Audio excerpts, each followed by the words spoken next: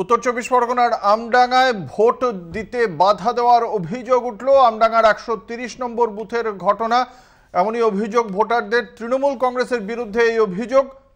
আপনাদের জানি রাখি, উত্তর চব্বিশ পরগনার আমডাঙ্গার ১৩০ নম্বর বুথে ভোট দিতে বাধা দেওয়ার অভিযোগ। আমাদের সঙ্গে রয়েছেন আমাদের প্রতিনিধি ভক্তি দে। ভক্তি, কি অভিযোগ করছেন ভোটাররা? দেখো, মূলত যেটা আজকে আমরা যখন গেলাম, বিষয়টি যখন শুনলাম, আমরা সেখানে ছুটে গিয়ে দেখলাম যে বেশ কিছু ভোটার, তাদের অভিযোগ তারা ভোট দিতে পারছেন না এবং তাদেরকে বাধা দেওয়া হচ্ছে তৃণমূলের তরফ থেকে, এবং তাদেরকে বলা যেতে পারে মারধর করা হয়েছে যে ভোট দেওয়া যাবে না।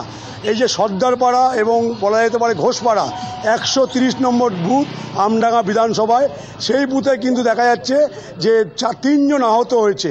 যে ৩জন যে আহত হয়েছে তার মধ্যে পরেশ ঘোষ মারাত্মকভাবে জখম হয়েছে।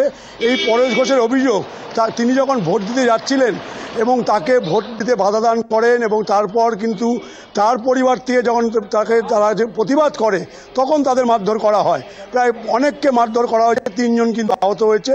এবং তারা বলছেন যে আমরা তৃণমূল করি, সেক্ষেত্রে আমাদের ভোট নিয়ে কোনো সমস্যা নেই, কিন্তু কি কারণে তৃণমূল যে তাদের আটকালো তারা নিজেরাও বুঝতে পারছেন না।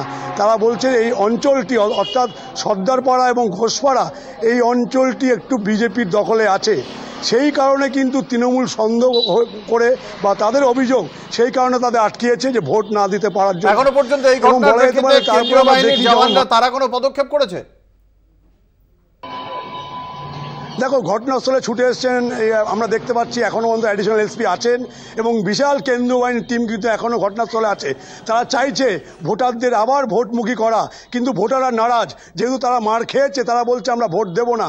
এই নিয়ে কিন্তু কেন্দ্রীয় বাহিনী, বলা যেতে পারে অ্যাডিশনাল এসপি নিজে এসে এবং অন্য আধিকারিকরা এসে ভোটারদের বুঝাচ্ছেন যে আপনারা চলুন, আমরা আসি, আশ্বস্ত করছেন। তবুও কিন্তু ভোটাররা আসছেন না।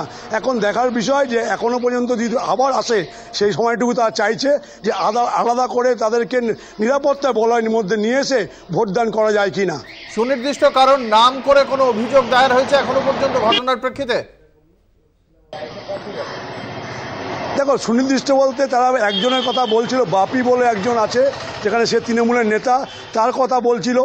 তারা বলছিল মূলত তৃণমূলের যারা নাকি এখানকার স্থানীয় নেতা আছে, তারা সবাই কিন্তু চাইছিল যে ওই যে সর্দারপাড়া ঘোষপাড়া যে আছে, তারা যদি কেউ না ভোট দেয়, বাড়ি বাড়ি হুমকি দিয়ে এসছে, তাদের বক্তব্য বা তাদের অভিযোগ। এবং বলছে যদি ভোট দিতে কেউ আসে তাদেরকে রাতে মারা হবে, গুলি মারা হবে, মেরে ফেলার হুমকি দিচ্ছে। এখন সেক্ষেত্রে কিন্তু তারা সেই ভয়ে ততস্থ হয়ে তারা কিন্তু তার বিভিন্ন নিজেদের ঘরে চলে গেছে। যদিও অ্যাডিশনাল এসপি আসার পর অবস্থা একটু নিয়ন্ত্রণে এসছে, কারণ আমরা দেখতে পাচ্ছি বিশাল পুলিশ বাহিনী। অ্যাডিশনাল এসপির অনুরোধে ভোটাররা ফের ভোট কেন্দ্রমুখী হয় কিনা, আমরা সেই খবরের দিকে অবশ্যই নজর রাখবো।